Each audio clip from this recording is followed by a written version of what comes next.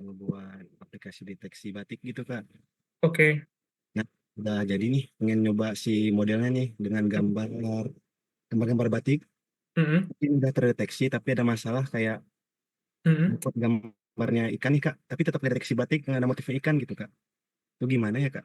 Apakah salah di tren datanya atau di gimana itu Kak? Gimana? Dia kan udah ngasih training data batik nih. Kemudian yang Iya, ingin Mas Rama lakukan apa?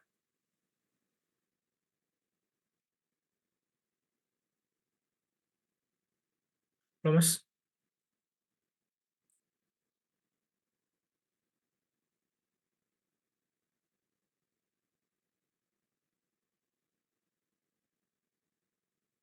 Mas Rama juga DC.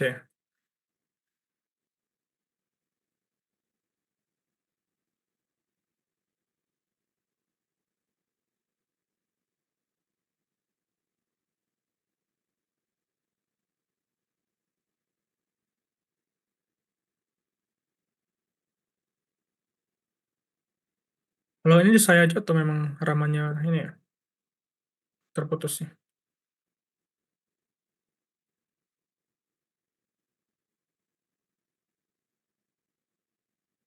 Terputus ya. Oke.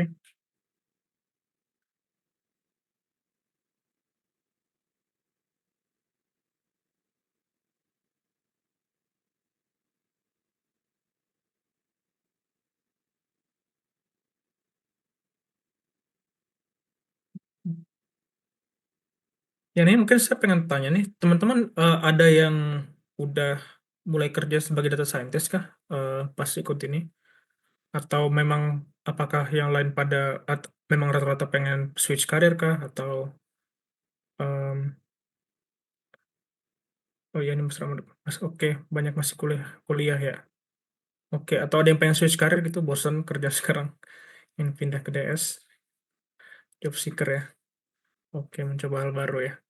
Oke, oke. Senang matematik nggak nih? Karena data scientist nggak bisa matematik tuh susah sih biasanya. Senang perkalian matriks, terus kalkulus, yang optimisasi, terus ya suka ya. Jadi em, iya itu harus sih wajib sih. Kalau data scientist nggak suka matematik, susah banget sih. Mungkin akan jadi junior samanya kalau nggak bisa matematik biasanya. Statistika, oke. Suka algoritma dan logika ya ya. Ya memang harus harus harus bisa sih matematiknya. Oke Mas kan ada pertanyaan nih. Mau nah mic ya, silakan Mas. Kak, Mm-mm, saya ingin bertanya, yang mm-mm, untuk machine learning, mm-mm, LLM, dan mm-mm, data scientist ini apakah hanya bahasa pemrograman Python yang dapat mengeksekusinya? mm-mm. Kalau LLM itu sebetulnya dia istilahnya API call. Mungkin teman-teman ada yang udah pernah coba API. Jadi bahasa apapun, mau itu Java, mau itu JS, mau apapun, itu semua bisa execute LLM. Nah, tapi pertanyaannya, kenapa kita pakai Python? Karena memang ya seperti yang saya bilang tadi, enak kan kita tadi di Google Colab ya. Jadi bayangin nanti Mas Ken, ketika bikin model, itu bakal banyak banget bolak-balik. Mungkin ngubah-ngubah parameter, terus execute, ngubah lagi. Dan itu bisa dilakukan dengan sangat cepat di Python. Sebetulnya itu sih. Sebetulnya ada opsi lain itu biasanya orang pakai R, tapi saya nggak suka pakai R. Kenapa? Karena machine learning ini value-nya paling gede itu ketika dia dimasukkan sebagai aplikasi gitu ya. Jadi misalkan kayak OLX, kalau kita pengen bikin search gitu ya, apa search engine gitu. Nah, kalau kalau teman-teman pakai R ya nggak bisa. Saya nggak tahu bisa atau nggak ya. Tapi teman saya bilang sih dia belum pernah lakukan. Tapi saya juga belum pernah lakukan. Saya tanya teman lain, teman saya lain juga belum pernah lakukan. Bisa pakai Python gitu. Jadi value-nya Jika machine learning menggunakan, ini paling gede ketika dijadikan aplikasi. Gimana Mas? jika menggunakan JavaScript, nggak bisa ya, Kak? Nggak terlalu memadai ya jika Kalau JavaScript. kalau sekedar LLM aja itu nggak ada masalah Mas. Tapi kan machine learning bukan hanya LLM. Mm-mm. LLM itu ada kelemahannya. Pertama dia tuh mahal. Jadi kalau kalau misalkan di OLX itu sehari ada 20 juta search masuk ke dalam. Nah, jadi 20 juta search terus kita hitung pakai generative AI itu sehari bisa habis 5 sampai 6 juta. Itu pasti dari direktur pun akan menolak. Kalau teman-teman mengajukan, oh saya pengen pakai generative AI untuk search, itu pasti ditolak. Jadi artinya teman-teman harus pakai cara lain, yaitu model machine learning yang lebih tradisional. Kenapa yang lebih tradisional mungkin lebih murah gitu. Mungkin sebulan 15 juta cukup. Sementara kalau Gen AI 150 juta gitu, lebih mahal. Jadi ada saatnya sih, ada saat kita pakai Gen AI, pakai machine learning. Dan untuk machine learning tradisional, Python itu nggak ada yang ngalahin sih setahu saya. Itu kenapa sebaiknya sih pakai Python ya, terutama yang aplikatif ya. Untuk yang Tetapi kan hmm, JavaScript memiliki sintaksis yang mirip dengan Python dan cara eh, penggunaannya juga hampir-hampir mirip. iya, tapi kan tools-toolsnya belum selengkap Python, Mas. Oh, Kita juga lihat iya. juga community support-nya kan. Jadi untuk apa? Terutama misalkan Mas kan ingin apa? Kalau kita lihat model-model yang kecil-kecil aja, sekarang tuh ada ratusan juta parameter gitu ya, ratusan juta angka. Nah, gimana cara Soalnya kita? saya Hmm? baru bisa di JavaScript. Tetapi Oh tadi iya, saya nyoba di Python, oh rupanya mirip-mirip juga ya. Cuman simple itu, lebih betul. simpel malah. Oh iya, Lebih sim- JS dan Python dua-duanya termasuk bahasa yang simple ya. Jadi kayaknya nggak susah lah kalau dari JavaScript masuk ke Python ini. Enggak, enggak susah. Yang susah di logic dan matematika sih. Jadi enaknya Python ini karena bahasanya simple, kita bisa fokus nih ke tools, kita bisa fokus ke data manipulasinya, kita bisa fokus ke algoritmanya, dibandingkan kita fokus ke memastikan tipe data kita benar gitu. Kayak di bahasa lain kan ya. Gitu sih. Oke, Terus terima kasih ya, ya. ya. Terus ini Mas Ikhlasul, link absen belum ada. Kayaknya sih nanti di penghujung kelas ya. Jadi belum ada link absen. Oke, terus Mas Lukman, case machine learning yang disukai perusahaan untuk awal mau apply job. Jadi case machine learning yang sangat disukai perusahaan itu ketika Mas Lukman itu bisa nge-serve apa yang Mas Lukman bikin. Jadi mungkin saya kasih share ya. Jadi, em, apa ya, namanya apa tuh? Oke, Business Q. Nah, masalahnya dengan aplikan-aplikan machine learning itu yang saya lihat ya. Pertama, matematika tuh kurang. Saya suka interview orang. Matematika tuh kurang banget. Kedua, ngodingnya kurang. Kemudian ketiga, portofolionya itu tuh itu aja. Jadi sebenarnya kalau teman-teman ingin baru pertama kali eh, jadi data scientist dan ingin apply job, coba solusi teman-teman itu di-deploy sehingga bisa diakses untuk umum. Nah, caranya gimana? Teman-teman bisa pakai ini di Bisnet nih. Sebenarnya saya sangat menyarankan teman-teman nanti mungkin di akhir-akhir kalau ikut bootcamp ya, atau apapun. Jadi kalau teman-teman bikin project machine learning atau pakai LLM atau pakai Gen AI atau project apapun, coba di deploy. Terus ketika interview pamerkan itu. Deploy di mana ini? Dicoba di Bisnet Geo aja. Ini nggak mahal kok, 75.000 bisa dapat yang 1 core dan 2 GB. Ini bisa banget untuk nge-serve aplikasi yang teman-teman bikin dan ketika interview bisa dipamerkan nih. Oh, saya pernah bikin ini. Itu apa jauh lebih baik value-nya dibandingkan sekedar bilang saya pernah bikin notebook ini. Jadi coba di deploy. Misalkan pakai Streamlit, teman-teman ada yang tahu Streamlit ya. Jadi Streamlit ini eh, sebenarnya eh, untuk bikin UI ya. Mungkin ada yang udah tahu ya. Ini pakai aja Streamlit. Ini untuk bikin UI tapi pakai Python. Jadi sangat simple. Jadi kalau teman-teman pengen stand out ya dibandingkan yang aplikan-aplikan lain, coba apapun project yang teman-teman bikin di bootcamp nanti, cobalah di deploy dan tolong invest. Memang ini bayar, tapi ini menurut saya investasi yang sangat bagus ya. 75.000, saya yakin teman-teman kalau apa eh, ngopi sedikit juga udah habis segini ya. Jadi kenapa nggak dihabiskan untuk sewa server sebulan atau 2 bulan gitu. 150.000, terus teman-teman setiap interview bisa pamerkan. Kalau ditanya udah bikin apa ya, tinggal tunjukkan saya bikin ini gitu. Jadi teman-teman kelihatan udah bikin sesuatu, terus udah ngerti cara nge-serve-nya, itu value yang sangat tinggi sih di mata perusahaannya. Ketika teman-teman nggak cuma bikin doang, tapi bisa nge-serve solutionnya sehingga dipakai orang. Itu sih. Apakah ada deploy gratis untuk machine learning? Ada nggak ya? Gimana ya? Saya nggak tahu sih, Mas. Em, ini sejujurnya saya nggak tahu ada yang gratis atau enggak. Tapi invest aja lah, Mas. 50.000. Hmm, dikeluarkan aja lah 75.000 untuk bikin itu ya. Jadi tolong jangan pelit-pelit banget karena impact-nya gede sih nanti ketika masukin interview. atau bahkan ketika masukin ke CV pun nanti yang baca CV-nya bisa ngelihat apa yang udah Mas Ken bikin. Nah, kemudian recommendation untuk project-nya apa? Macam-macam. Kalau generative AI bisa coba bikin chatbot atau bisa bikin knowledge retrieval, macam-macam sih. Kemudian kalau untuk machine learning tradisional bisa bikin image classifier, itu oke.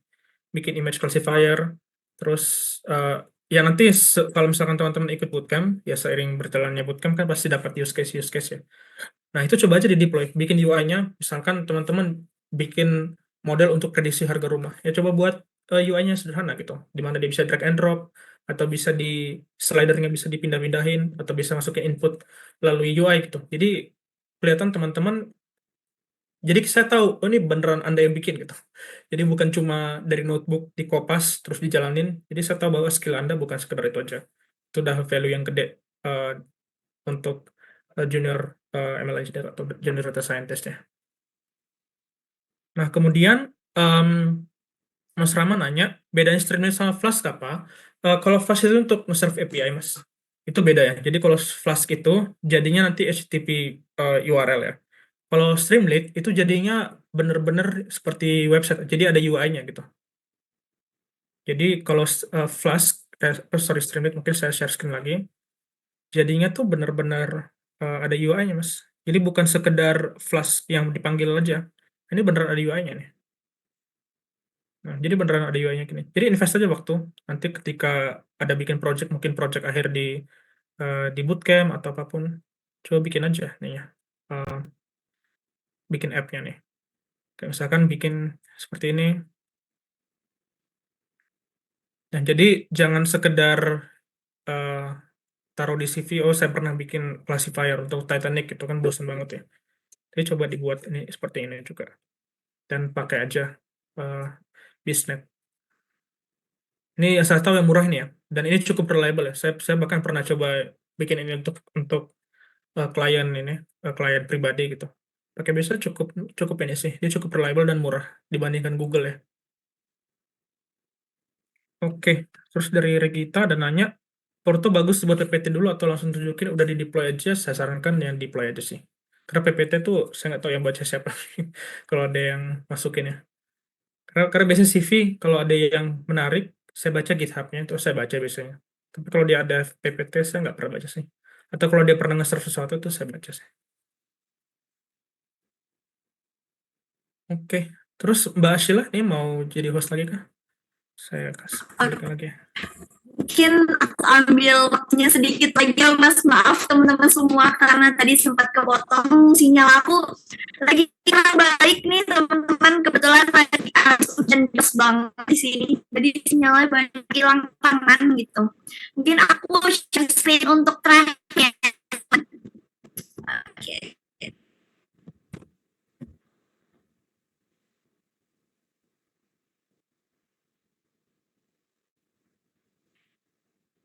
Oke, sudah terlihat belum ya kira-kira?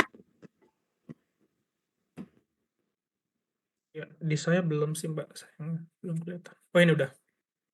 Oke, teman-teman semua nih yang sudah bergabung di Zoom pada malam hari ini, dari Bimbing kita menawarkan yang sangat menarik, di mana teman-teman semua nih berhak untuk mendapatkan voucher senilai potongan Rp400.000 untuk join di bootcamp di Bimbing dengan banyak benefit yang teman-teman di sini harus sebelum tanggal 7 Mei 2025 di sebelum jam 6 sore nih teman-teman. Jadi teman-teman semua akan mendapatkan potongan senilai 400.000 dari harga 7.999.000, teman-teman hanya membayar 7.599.000. Nah, buat teman-teman semua yang tertarik atau pengen dulu di bimbing, berarti kontak di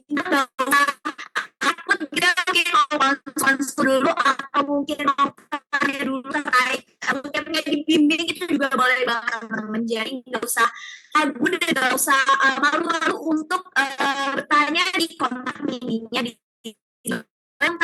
dulu di screenshot dulu juga boleh banget teman-teman. Jadi ini penawaran yang mungkin nggak akan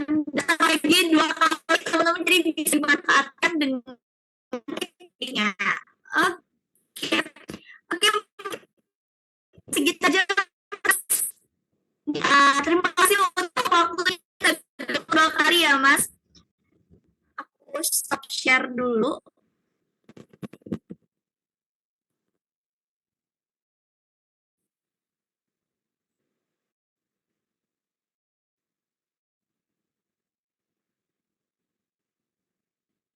Oke, ke stop ya share aku. Di saya masih ke share, Mbak. Oh, masih ya, Mas? Hmm. Oke. Oke, ini udah stop.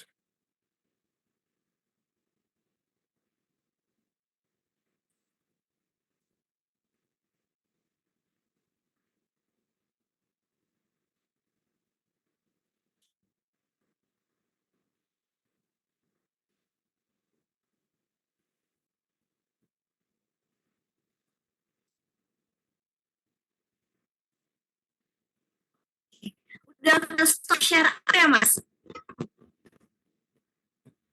Iya, saya nggak lihat share-nya Mbak Sheila lagi. Oh iya, udah aku stop share. Mungkin bisa lanjut untuk selanjutnya dari sini. Mas.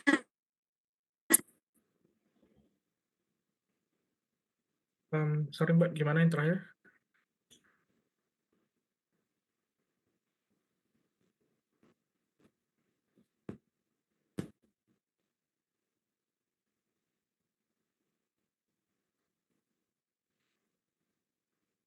Ya mungkin bisa diketik Mbak. Eh,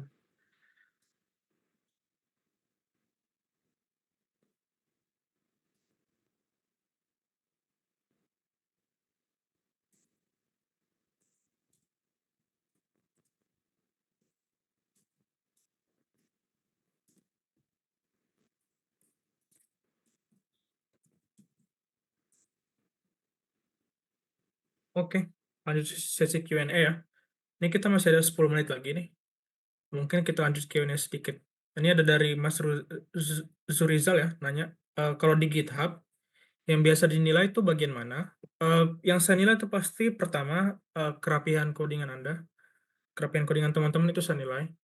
Jadi kalau teman-teman pernah nanti kalau ikut bootcamp itu nanti akan ada belajar function, belajar mengenai kelas dan lain-lain. Itu ketika teman-teman menunjukkan teman-teman bisa pakai kelas dan function itu akan jauh lebih baik bandingkan sekedar dibandingkan sekedar pakai notebook aja. Kayak tadi Shell itu akan lebih baik kalau ada function-functionnya ya. Jadi kelihatan nih teman-teman bisa beneran bisa ngoding yang baik gitu ya.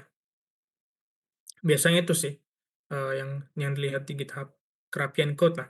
Kalau hasil tuh malah nomor sekian sih. Supaya kelihatan hasil ya bisa pakai Streamlit tadi ya.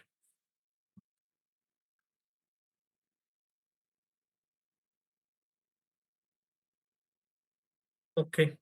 Kalau punya berapa project, kalau di Streamlit itu eh, bisa buat beberapa halaman.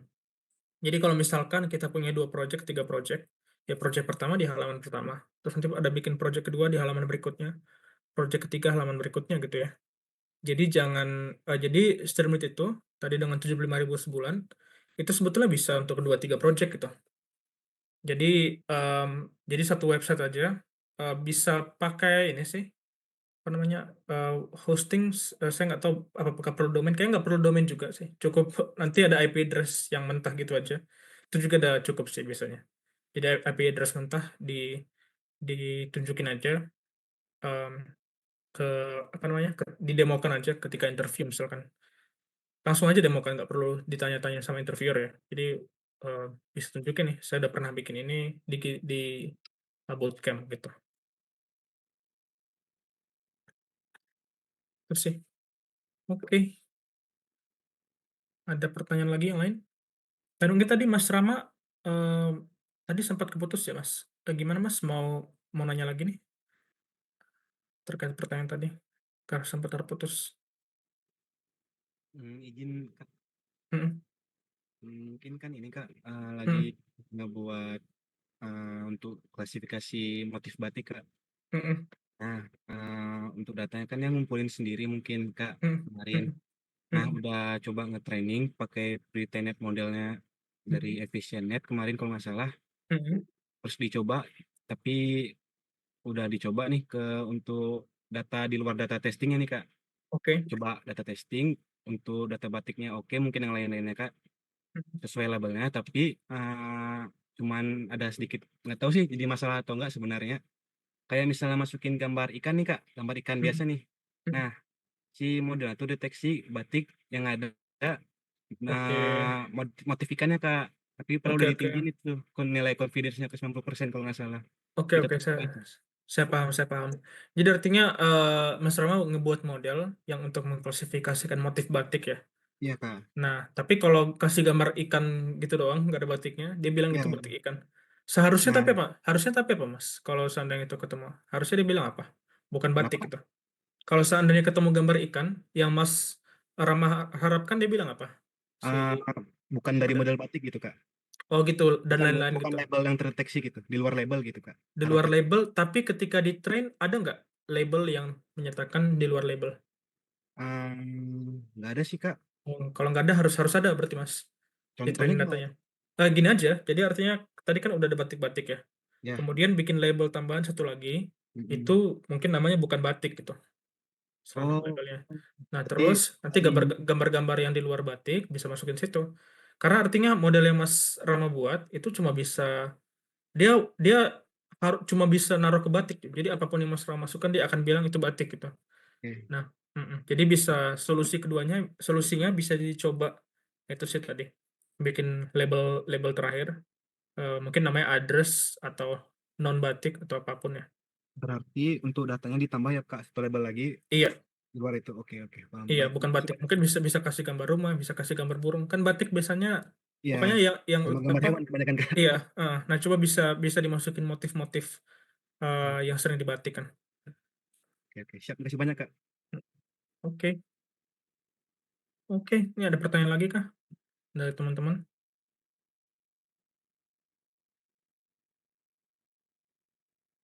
Oke, kalau udah nggak ada, mungkin Mbak Sheila kita bisa tutup kali ya eh, sesi hari ini.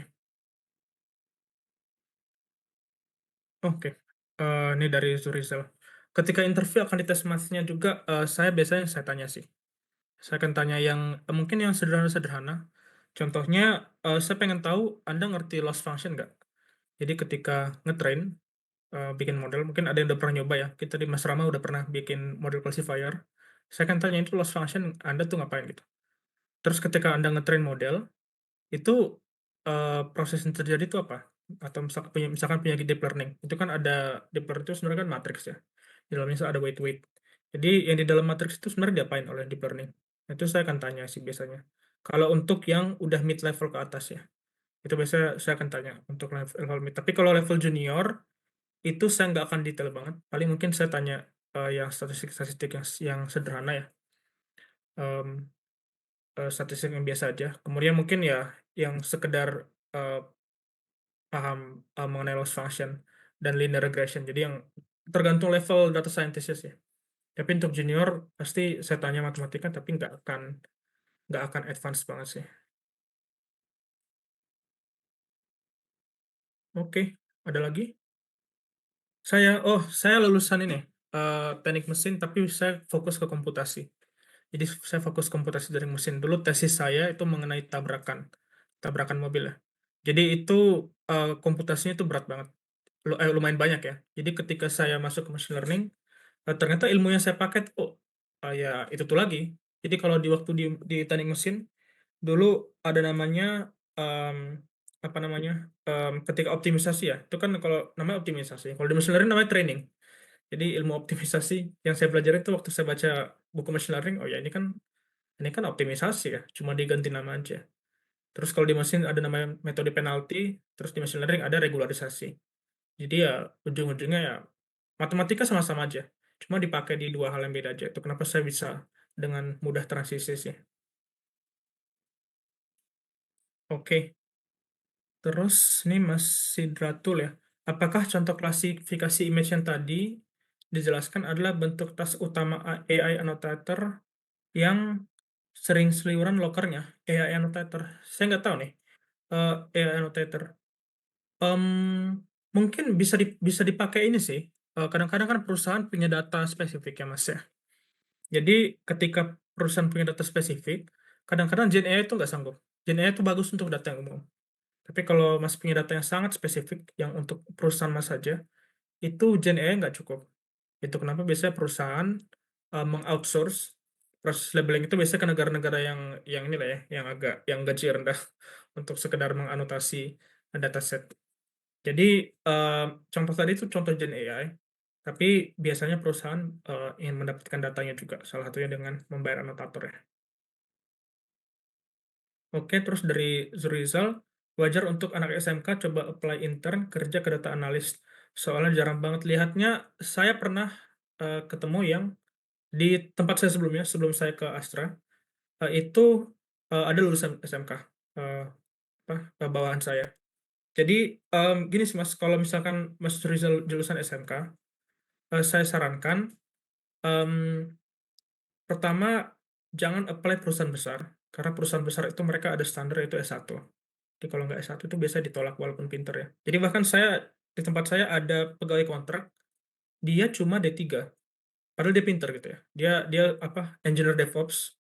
Si Mas ini pinter, tapi karena D3 dia nggak boleh dipermanenkan gitu. Padahal atasannya udah minta dipermanenkan, tapi nggak boleh. Karena memang kalau di perusahaan besar, itu mereka bisa minta S1.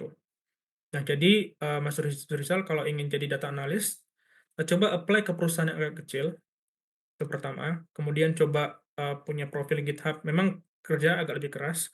Kemudian nanti ketika udah di dalam, cobalah ambil kelas S1. Jadi jangan, jadi apakah SMK menghalangin? Saya punya teman yang lulusan SMK, bahkan ada yang saking pinternya, terus di tempat saya yang lama, dia masih 19 tahun, tapi udah jadi DevOps Engineer.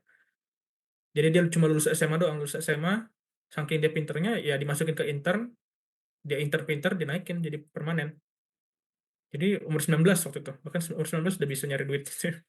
Jadi itu nggak menutup Mas ya, tapi jangan apply perusahaan gede, saya sarankan, pasti ditolak sih kalau ke perusahaan gede. Coba yang perusahaan-perusahaan kontraktor yang kecil-kecil lah. Itu biasanya mereka lebih terbuka. Nah, terus Mas kan buku machine learning-nya itu judulnya machine learning dengan Python tuh bisa, machine learning with Python bisa. Buku machine learning itu ya. Yang warna merah itu saya lupa namanya apa, itu dulu saya baca itu. Machine learning with apa ya? Kayaknya itu ya, with Python ya. Jadi apa with TensorFlow gitu. TensorFlow itu buku yang bagus banget ya. Jadi kalau teman-teman udah punya basicnya, terus ingin belajar lagi ya pakai itu. Dia bukunya tidak begitu matematik, tapi cukup mudah dicerna sih. Oke, terus dari Mas Rio ada nanya lagi, itu kan Streamlit itu bisa juga di-deploy dan diakses. Kalau proyeknya sudah memiliki model semacam klasifikasi, apakah bisa juga? Bisa, Mas. Jadi Streamlit itu adalah library untuk membuat web app ke Python. Sebenarnya itu aja. Jadi di dalamnya belakangnya ada apa? Mau ada Gen AI, mau ada klasifikasi biasa, ada apapun itu terserah. Yang penting Streamlit itu untuk membuat web app sehingga apa yang Mas Rio kerjakan itu bisa gampang dilihat. Sebenarnya lebih ke situ aja, Mas.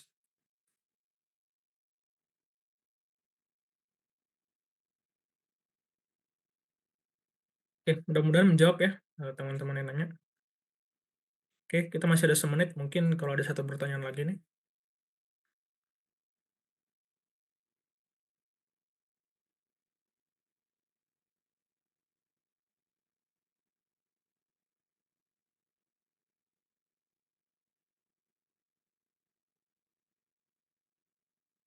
Oke, udah nggak ada ya. Kalau nggak ada mungkin Mbak Sheila kita bisa tutup ya. Oke. Streamlit load model, Streamlit load model nggak harus pakai Streamlit sih. Kita bisa pakai scikit-learn nanti biasa. Pakai scikit-learn biasa nggak apa-apa. Streamlit itu sebenarnya cuma untuk UI-nya aja. Jadi apa yang terjadi di belakang ya pakai scikit-learn, pakai PyTorch, pakai apapun ya pakai itu juga gitu. Streamlit-nya hanya sekedar benar-benar hanya untuk UI-nya aja. Oke, ini udah pukul 21 nih teman-teman, kita bisa close ya. Mungkin Mbak Sheila bisa recordingnya mungkin di stop atau gimana. Ini setelah aku masuk nggak ya, Mas? Masuk. Oke, mungkin karena udah jam 9 juga teman-teman, sudah waktunya untuk kita tutup acara pada malam hari ini. Aku mau ucapin terima kasih untuk Mas Ernest atas penyampaian materi dan ilmunya buat teman-teman semua yang join di sini. Semoga ilmunya bisa